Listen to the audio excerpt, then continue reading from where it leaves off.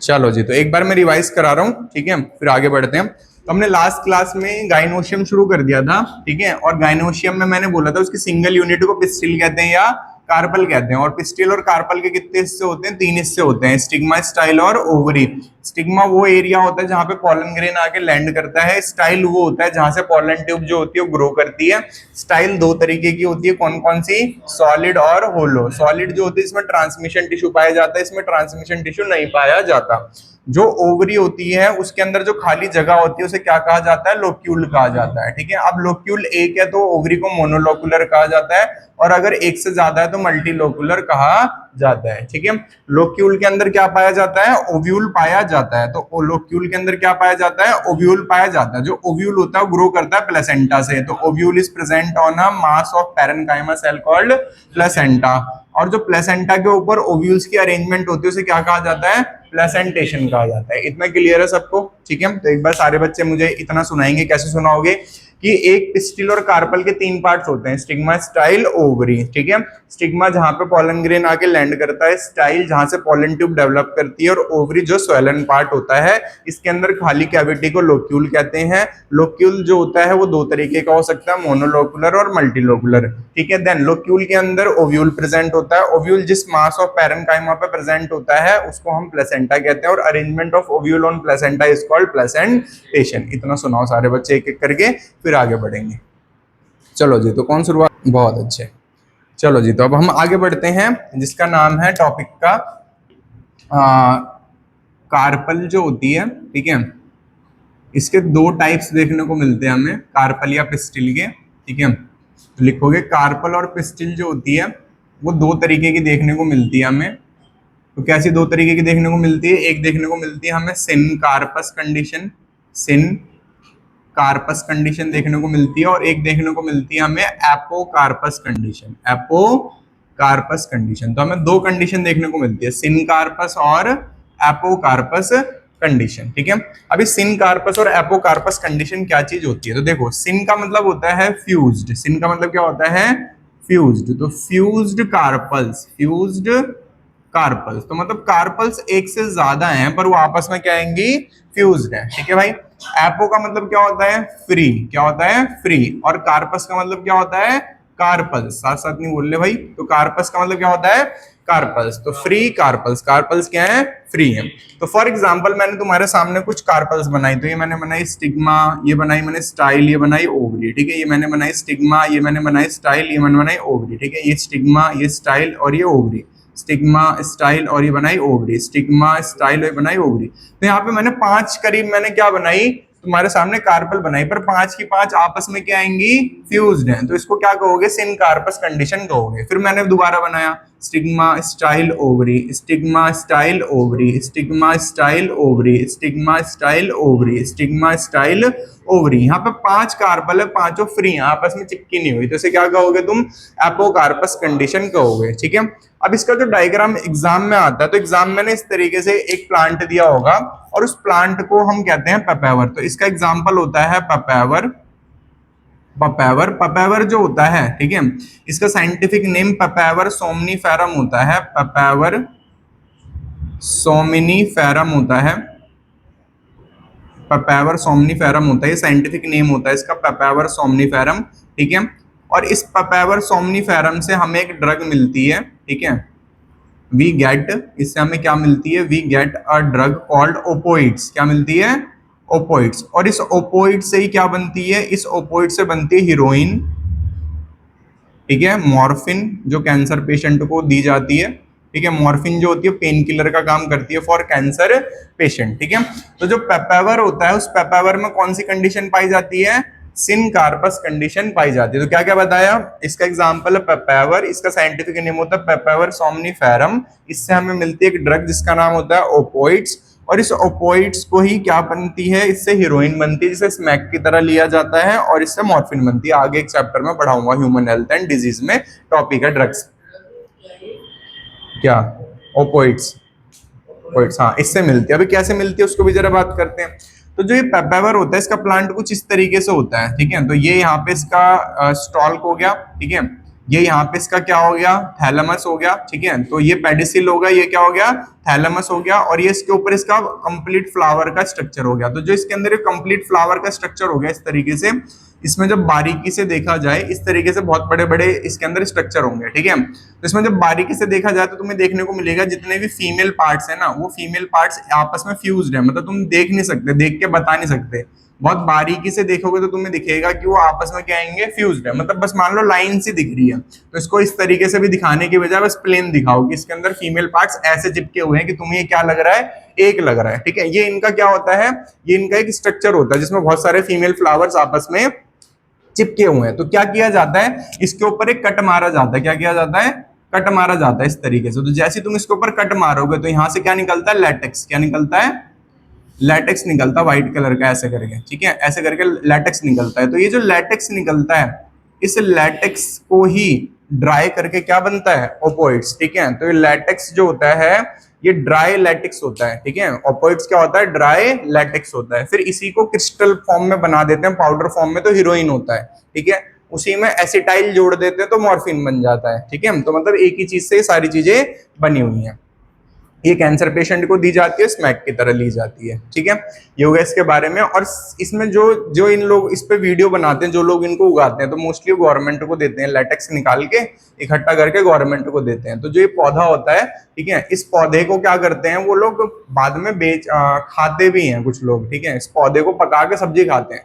तो उसमें जैसे इंस्टाग्राम पे एक पर्सन ने डाल रखा था कि हमारे पास लाइसेंस है, हम इसे ग्रो करते हैं, और इसमें से जो लैटेक्स निकलता है वो गवर्नमेंट को हमें देना होता है, और उसके बदले हमें गवर्नमेंट से क्या मिलता है, पैसा मिलता है। इसकी प्रोटेक्शन हमें करनी पड़ती है क्योंकि लोग जो होते हैं इसका नशे के चक्कर में खेतों में घुस जाते हैं।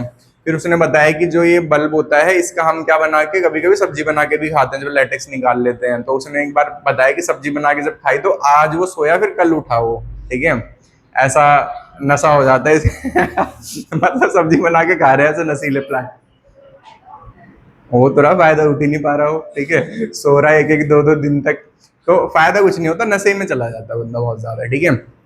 तो ये हमारी बॉडी में ना ड्रग्स दो तरीके की होती हैं इस दुनिया में, एक होती है इनिबिटर, एक होती है स्टिमुलेंट, ठीक है। तो ये इनिबिटर ड्रग में आती है, जब भी तुम्हें किसी ड्रग को लेने के बाद वैसा लगने लग जाएगी, हाँ भाई अब तो नींद आ रही है, सो जाओ आराम से, ठीक है, तो उसे क्या कहेंगे, इनिबिटर कहेंगे, क्या कहेंगे, इनिबिटर कहेंगे। और जिस ड्रग को लेने के बाद पर्सन को ना बिल्कुल स्टिमुलेंट हो जाएगी, वो एकदम पागल सा हो जाए, ठीक है। वो जैसे जो MMA फाइटर होती है जिसमें दिखाते हैं ना कि मुक्के उक्के मार के फोड़ दे रहे हैं फिर भी वो लड़े जा रहे हैं, खून निकल रहा है, तो उसमें मोस्टली वो ऐसी ड्रग लेते हैं, स्टिमुलेंट ही लेते हैं। स्टिमुलेंट लेने के बाद उनको चोट लग रही है नहीं पता चल रहा, ठीक है, वो गिर रहे हैं, पड़ रहे हैं, दांत टूट रहे हैं, हड्डी टूट रही नहीं, बाद में पता चलता है जब असर खत्म हो जाता है उसका, तब दर्द होता है अच्छा खासा, तो वो स्टिमुलेंट ड्रग होती है। तो ये इनिबिटर होती है, क्या होती है, इनिबिटर होती है, ठीक है। तो ये हो गया। और ये उसका नाम ओपोइड्स क्यों पड़ा, क्योंकि हमारे ब्रेन में एक रिसेप्टर होता है, उसका नाम ओपोइड होता है, उसी रिसेप्टर पे इसका नाम पड़ा, क्योंकि कहाँ पे जाके काम करता है, हमारे ब्रेन के ओपोइड रिसेप्टर पे ये काम करता है, ठीक है। तो ये था इसके बारे में। अब आता है इस बारे में एपोकार्पस। तो एपोकार्पस जो होता है इसका एग्जाम्पल होता है मैकिलिया। तो ये एक प्लांट होता है, ठीक है, तो मैकिलिया करके एक प्लांट होता है। तो इसके जितने भी फीमेल फ्लावर होते हैं उसको कुछ इस तरीके से ड्रॉ किया होता है, इस तरीके से ड्रॉ किया होता है, ठीक है, इस तरीके से ड्रॉ किया होता है। और ये जो होते हैं ये आपस में चिपके हुए नहीं होते, तो इसको हम क्या कहते हैं, फ्री, क्या कहते हैं, फ्री कहते हैं। ये अलग अलग है, गैप है, गैप है, गैप है, गैप है, तो ये क्या हो गया, फ्री हो गए, तो इसे हम एपोकार्पस कंडीशन कहते हैं। तो एग्जाम में ये क्वेश्चन CBSE में एज इट इज आया हुआ है, ठीक है। तो CBSE में ये क्वेश्चन एज इट इज आया हुआ है कि बताओ मैकिलिया में या पेपावर में, इस तरीके से बोला हुआ है, कौन सी कंडीशन पाई जाती है, ठीक है, पिस्टल में। तो सिनकार्पस और एपोकार्पस, ये 12th में आया, और कायदे से क्वेश्चन 12th का नहीं है, कायदे से 11th का क्वेश्चन है, ठीक है, क्योंकि 11th में दे रखा है ये सब मॉर्फोलॉजी में, पर ये 12th में दे रखा है, तो इसलिए पढ़ाना पड़ता है, क्योंकि CBSE ने इस पर क्वेश्चन बना दिया है, तो ये तुम्हें पढ़ना पड़ेगा। तो ये लिख लो जल्दी से, और इसको फिर इरेज करते हैं, आगे बढ़ते हैं।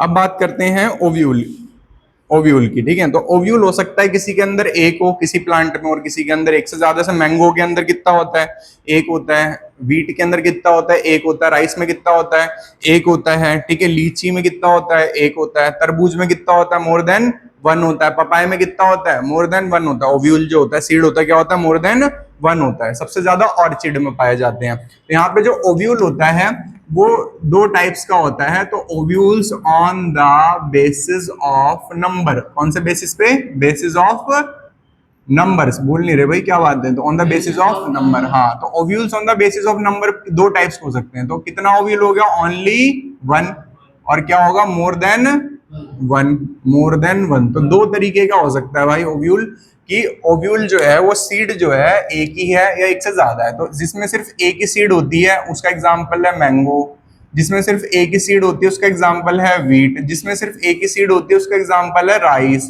तो ये एक ही सीड वाले एग्जाम्पल हो गए। जिनमें एक से ज्यादा होते हैं उनका एग्जाम्पल होता है भाई वाटर मेलन। और बताओ,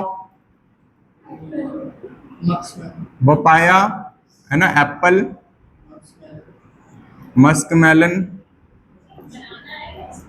बनाना में सीड नहीं होते, बनाना एक फॉल्स फ्रूट होता है, पार्थिनोकार्पिक फ्रूट है। अब चुप हो जाओ। ऑर्चिड्स जो एग्जाम में आने उन पे ध्यान दो ना, ऑर्चिड्स, ठीक है, सबसे ज्यादा किसमें होते हैं, ऑर्चिड्स में, ठीक है।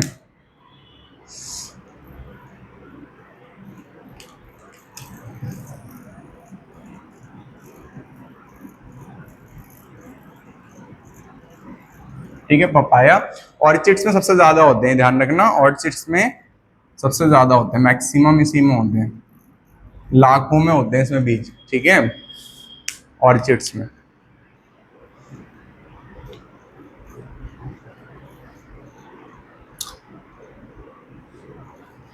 तो अगर इतना याद हो गया अच्छे से, तो अब हम पढ़ेंगे स्ट्रक्चर ऑफ मेगास्पोरेंजियम या एनाट्रोपस ओव्यूल। साथ साथ बोलेंगे, उबासी ले रहे हैं बच्चे, ठीक है, तो एक्टिव फील करो जल्दी जल्दी, और साथ साथ चलेंगे फिर। तो इंपॉर्टेंट टॉपिक है स्ट्रक्चर ऑफ मेगास्पोरेंजियम, ठीक है भाई। इरेज कर दें इसे। तो क्या क्या पढ़ा है इसमें, पिस्टिल दो तरीके की हो सकती है, रिपीट करेंगे साथ साथ, पिस्टिल दो तरीके की हो सकती है, एपोकार्पस या सिनकार्पस। सिनकार्पस मतलब फ्यूज्ड, एपोकार्पस मतलब फ्री। एपोकार्पस का एग्जांपल पपैवर, पपाया नहीं पपैवर, ठीक है, और इसका एग्जांपल मैकिलिया, क्या एग्जांपल, मैकिलिया, ठीक है भाई। तो इसको इरेज करते हैं और आगे बढ़ते हैं।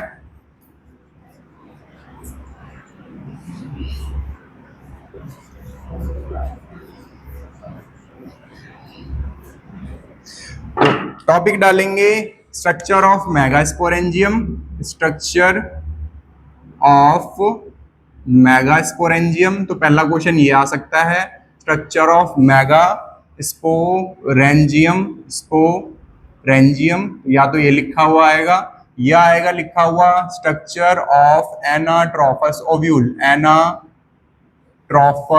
Ovule, anatropous ovule. तो एनाट्रोपस ओव्यूल क्यों लिखा हुआ आएगा, क्योंकि तुम्हारी बुक में यही वर्ड लिखा हुआ है, ठीक है, और तुम्हारी बुक में जो टाइप दिया हुआ ओव्यूल का वो कौन सा दिया हुआ है, एनाट्रोपस। ओव्यूल के बहुत सारे टाइप्स होते हैं, ठीक है, हेमिडैक्टिलस, एनाट्रोपस, ऑर्थोट्रोपस, तुम्हारे सिलेबस में कौन सा आएगा, एनाट्रोपस है, ठीक है। वो टाइप्स किस बेसिस पे वो भी समझा दूंगा, फिलहाल जो है उसको समझो। तो इसमें दो क्वेश्चन आएंगे और इस पे लगा लेंगे स्टार, ठीक है, ये एग्जाम में क्वेश्चन आता है, ठीक है। तो स्ट्रक्चर ऑफ एनाट्रोपस ओव्यूल या मेगास्पोरेंजियम, ये मैंने तुम्हें कंफ्यूज करने के लिए पूछा था, मेगास्पोरेंजियम किसे कहते हैं, ओवरी को या ओव्यूल को, तो किसे कहते हैं, ओव्यूल को, ठीक है। इसके ब्रैकेट में लिख भी लेना, ओव्यूल की बात हो रही है ये, ठीक है, क्योंकि नीचे तो तुम देख नहीं पाओगे, तो इसलिए ये भी लिख लेना, मेगास्पोरेंजियम मतलब ओव्यूल। तो अब जरा ध्यान देंगे, तो एग्जाम में जब तुम ये डायग्राम बनाओगे, अभी जैसे बनाऊंगा इसका उल्टा बनाना है, ठीक है। तो मतलब तुम अभी अपनी कॉपी में डायग्राम कैसे बनाओगे, उल्टा बनाओगे, ठीक है। जरा मैं समझा देता हूँ कैसे कैसे बताना चाह रहा हूँ, तो जरा ध्यान दोगे। तो जो मास ऑफ पैरेन्काइमा सेल्स होता है उसको हम क्या कहते हैं, प्लेसेंटा, क्या कहते हैं, प्लेसेंटा कहते हैं। और इस प्लेसेंटा से कौन ग्रो होता है, ओव्यूल। तो ओव्यूल जो होता है उसकी जो डंडी होती है, क्या होती है, डंडी होती है। तो ओव्यूल की जो डंडी होती है उसका नाम होता है फ्यूनिकल, क्या नाम होता है, फ्यूनिकल। ये एंट्रेंस में क्वेश्चन कई बार आया होता है, stalk of ovule is called funicle. तो इसको जरा लिख देते हैं, फ्यूनिकल क्या आएगा यहाँ पे, फ्यूनिकल आएगा stalk of ovule is called funicle, ठीक है भाई। तो ये इंपॉर्टेंट एग्जाम में आया हुआ है। What is placenta, mass of parenchyma cell नहीं लिख रहा है, ठीक है। आगे बढ़ते हैं। अब ये जो फ्यूनिकल कहाँ से ग्रो हुआ है, प्लेसेंटा से, पता होना चाहिए कहां से गुरु, प्लेसेंटा से। फ्यूनिकल जो है, इस फ्यूनिकल के जस्ट ऊपर आती है ओव्यूल की बॉडी। क्या आती है? ओव्यूल की बॉडी। तो ओव्यूल की बॉडी में अलग कलर से बना रहा हूं, तो ये आ गई ओव्यूल की बॉडी। तो ओव्यूल की जो बॉडी होती है उसके अंदर दो लेयर्स होती है। कितनी लेयर्स होती हैं? दो लेयर्स होती हैं। तो ओव्यूल की बॉडी के अंदर दो लेयर्स होती हैं, ठीक है, एक आउटर लेयर, एक इनर लेयर, एक आउटर लेयर और एक इनर लेयर। क्लियर होगी बात? पहले वहां जाने से पहले यहाँ की बात करते हैं। तो जो फ्यूनिकल होता है और जो ओव्यूल की बॉडी होती है, उन दोनों के बीच में एक जंक्शन होता है, ये है ना। तो there is a junction between ovule and the ovule body and the funicle, and this junction is called hilum. This junction is called hilum. तो हाइलम को क्या लिखना पड़ेगा भाई? तो हाइलम को लिखना पड़ेगा, it is the junction between, आगे बोलो भाई, it is the junction between funicle and ovule body. तो ओव्यूल बॉडी और फ्यूनिकल के बीच में जो जंक्शन होता है उसे क्या कहते हैं? हाइलम कहते हैं, ठीक है, HILUM, ठीक है। इसको दोबारा लिख देते हैं, this is called hilum, HILUM, hilum, ठीक है। हाइलम के बारे में एक पॉइंट और बता देते हैं, जब कोई बीज अपने फ्यूनिकल से टूट जाता है तो उसके हाइलम का एक दाग रहता है, तो दाग को क्या कहते हैं? स्कार। इसलिए क्रीम आती है नो स्कार, है ना। तो स्कार का मतलब क्या होता है? दाग। तो जैसे मैं तुमसे बोल लूं कि भाई ये निमोड़ी है, इसको मारो किसी को, तुम खुश हो जाओगे। फिर तुमसे क्वेश्चन मैंने बोला ये जो निमोड़ी है बताओ कहां से टूटी है, तुम बोलो सर इस जगह से, बता सकते हो ना सर इस जगह से टूटी है। तो जब जिस पॉइंट से टूटा वो क्या हो गया? एक स्कार, और वो स्कार क्या होगा? हाइलम। तो हाइलम को ऐसे भी डिफाइन किया जाता है कि हाइलम क्या होता है? एज अ स्कार होता है, ठीक है, स्कार भी कहा जाता है। दो वर्ड यूज होते हैं। आगे बढ़ते हैं भाई। तो फ्यूनिकल हो गया, स्टॉल्क ऑफ ओव्यूल, एंड हाइलम हो गया junction between funicle and the ovules body. अब जब जो हाइलम होता है, सॉरी जो फ्यूनिकल होता है, ये कभी कभी औकात से ज्यादा ग्रो कर जाता है, ठीक है। तो कहाँ ग्रो कर जाता है? औकात से ज्यादा बॉडी के अंदर ग्रो कर जाता है। तो जब ओवर ग्रोथ हो जाती है किसकी? फ्यूनिकल की, तो उसे कहा जाता है रैफे। क्या कहा जाता है? रैफे कहा जाता है। तो तीसरे पार्ट्स की बात करते हैं। तो रैफे क्या होता है? ओवर ग्रोथ किसकी? Of funicle, over growth of funicle. तो फ्यूनिकल की जब ओवर ग्रोथ हो जाती है तो उसे क्या कहते हैं? रैफे कहते हैं, ठीक है भाई। तीन पार्ट समझ में आ गया। तो मेगास्पोरेंजियम के स्ट्रक्चर में कैसे शुरू करते हैं? प्लेसेंटा, प्लेसेंटा से ग्रो होता है funicle, funicle is the stalk of ovule. Stalk of ovule जो होती है और बॉडी जो होती है उसके बीच में जो जंक्शन होता है उसे क्या कहते हैं? हाइलम। और कभी कभी फ्यूनिकल ज्यादा ग्रो हो जाता है तो उसे क्या कहते हैं? रैफे कहते हैं। क्लियर है यहां तक भाई सबको? अब बात करते हैं ओव्यूल की बॉडी की। तो ओव्यूल की बॉडी में कितनी लेयर्स थी? दो लेयर्स थी, है ना। कौन कौन सी? आउटर और इनर। तो ओव्यूल्स की बॉडी में दो लेयर होती हैं। तो इसमें आउटर लेयर होती है और एक इनर लेयर होती है। तो यहाँ पे नाम लिखा जाता है आउटर इंटेगुमेंट्स। क्या लिखा जाता है? इंटेग्यूमेंट। और अंदर वाली को क्या लिखा जाएगा भाई? Inner integument. तो ओव्यूल की दो लेयर होती हैं, आउटर इंटेगुमेंट और इनर इंटेगुमेंट। क्लियर होगी बात भाई? ठीक है। तो ओव्यूल की जो ये लेयर होती है, ये जिस जगह पे एब्सेंट होती है, ये ओव्यूल की जो लेयर होती है जिस जगह पे एब्सेंट होती है, दोबारा बोलो, ओव्यूल की जो लेयर होती है जिस जगह पे एब्सेंट होती है उसे कहा जाता है माइक्रोपाइल। क्या कहा जाता है? माइक्रोपाइल, ठीक है, या माइक्रोपाइलर एंड। क्या कहा जाता है? Micropylar and. तो माइक्रोपाइलर एंड क्या होता है? तो इसकी डेफिनेशन क्या होती है? बोलो डेफिनेशन क्या बनेगी? It is the area at which body absent होती है। कह रहा it is the area at which ovule body is absent, ठीक है। तो area at which integuments are absent, ठीक है। एरिया एट विच, ये तो गलती है कि तुम लिखने में तो ठीक नहीं करते, समझ में सब आ रहा है। तो इंटेगुमेंट्स आर एब्सेंट, तो it is the area at which integuments are absent, this is called micropylar end. किस लिए होता है माइक्रोपाइलर एंड? देखो जरा समझो, ये माइक्रोपाइलर एंड किस लिए होता है? अगर याद हो, ऊपर क्या था? स्टिग्मा, फिर क्या था? स्टाइल, और ये किसके अंदर है स्ट्रक्चर? ओवरी के अंदर। याद आ रहा है? ऐसे कुछ था, ठीक है। ऊपर का बनाना मत, ये मत बनाने लग जाना, ठीक है, बस समझा रहा हूं, ठीक है। तो अगर किसी को याद हो, यहाँ पे कौन आके गिरेगा? यहां से क्या बनेगी? पॉलन ट्यूब जो है वो अंदर घुसेगी, कहां से? माइक्रोपाइल से। कहां से घुसेगी? माइक्रो। समझ में आया? ठीक है। तो माइक्रोपाइल का दूसरा फंक्शन क्या है? It is the area by which pollen tube enter into the ovule. तो दोबारा स्टेटमेंट लिखेंगे, रिपीट करोगे साथ साथ, क्या बोलोगे भाई? It is the area by which pollen tube enter, ठीक है, एंटर इनटू ओव्यूल। तुम्हें भव्य समझ में नहीं आ रहा, बोल क्यों नहीं रहे? ठीक है, तो it is the area by which pollen tube enter the into the ovule. Clear है भाई यहाँ पे पॉइंट? आगे बढ़ते हैं यहाँ पे। इसके बाद क्या होगा भाई, जो ये माइक्रोपाइलर एंड है, इसके जस्ट अपोजिट जो एंड वहां पे तो ये absent नहीं है ना, तो इसका जस्ट अपोजिट पोल को क्या कहते हैं? चलाजल। क्या कहते हैं? Chalazal end. क्या कहते हैं? चलाजल पोल या चलाजल एंड। ठीक है, तो चलाजल एंड माइक्रोपाइल का क्या होता है? Just opposite. तो यहाँ पे इसको क्या कहा जाता है? द अपोजिट पोल या end of micropyle is called चलाजल। ठीक है, इज कॉल्ड चलाजल एंड। ठीक है, यहां से पोलन ट्यूब की एंट्री नहीं होती। ठीक है, तो ये चलाजल एंड हो गया। तो दोबारा रिपीट करते हैं, क्या? The stalk of ovule is called funicle. जो जंक्शन होगा ओव्यूल बॉडी और फ्यूनिकल के बीच में उसको hilum. Overgrowth of funicle is called raphe. ये 3 पॉइंट अलग लिखेंगे क्योंकि यही खत्म हो गए। अब आते हैं ओव्यूल की बॉडी पे। ओव्यूल की बॉडी में 2 लेयर्स होती हैं, outer integuments, inner integuments. Outer integuments, inner integuments. इसके बारे में एक बात और बता दूं, ये दोनों लिविंग होते हैं। कैसे होते हैं?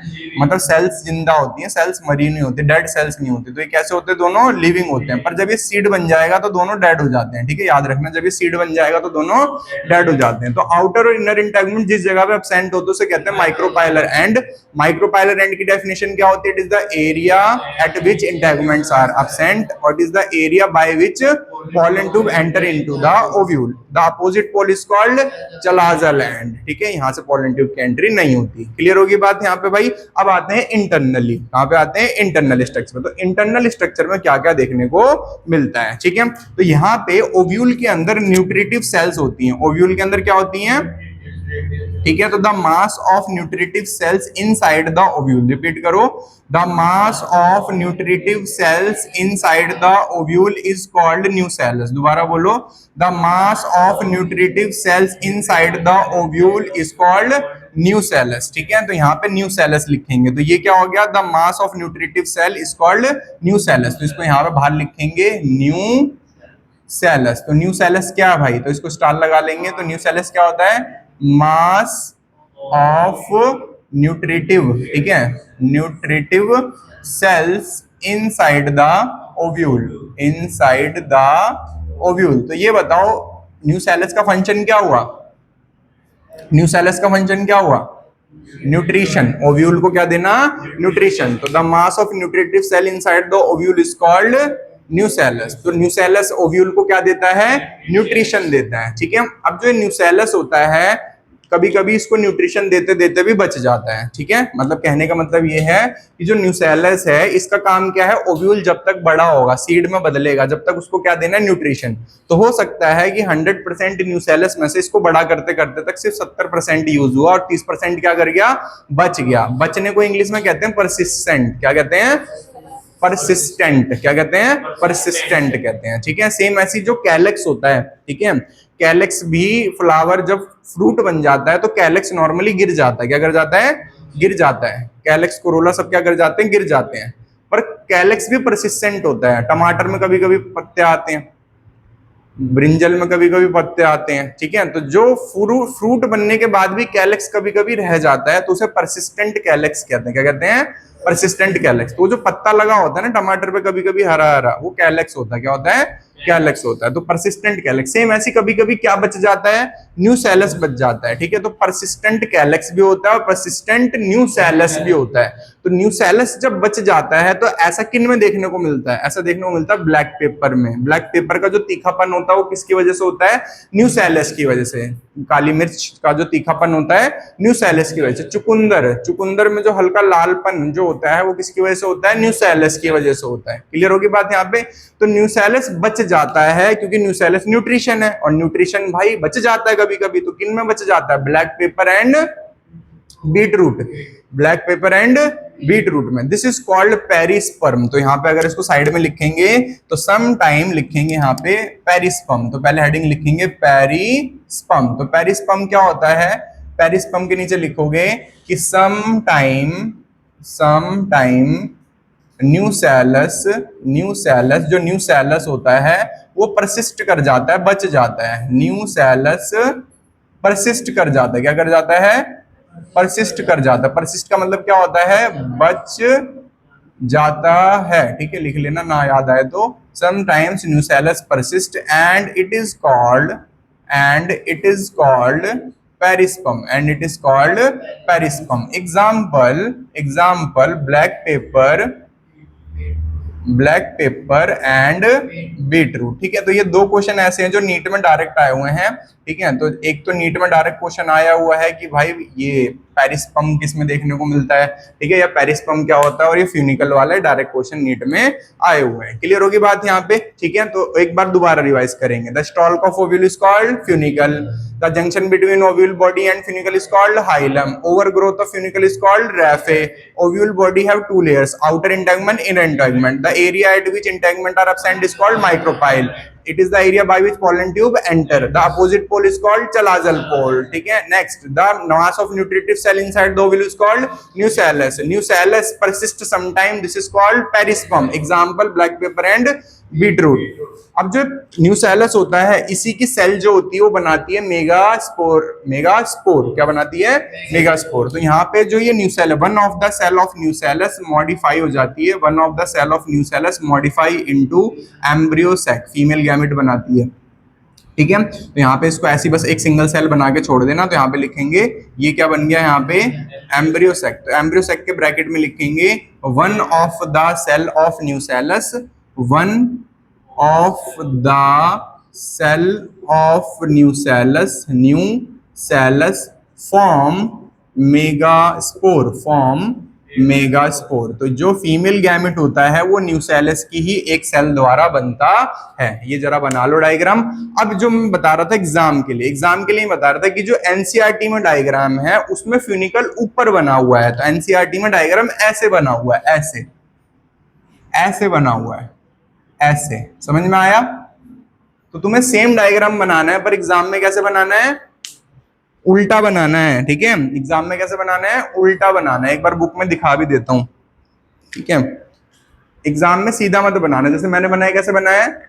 सीधा बनाया। तो एग्जाम में कुछ टीचर इसे काट देते हैं बिना किसी रीजन के, तो मुझे नहीं पता क्यों काटते हैं, तो इसलिए भाई तुम इसको उल्टा ही बनाना है। ठीक है, उनके अकॉर्डिंग उल्टा बन गया तो पेड़ मर जाएगा।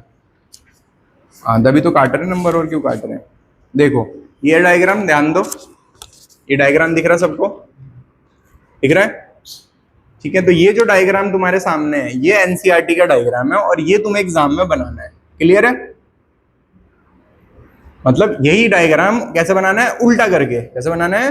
उल्टा करके। ठीक है, ये ध्यान रखना। चाहो तो अभी बना लो, चाहे एग्जाम में ये लिख लो, पर तुम्हें यही ध्यान रखना है। और तुम अगर गलती करते हो फिर तुम्हारी गलती है, मैंने बता दिया, अभी रिकॉर्डिंग हो ही रही है सबूत के तौर पे।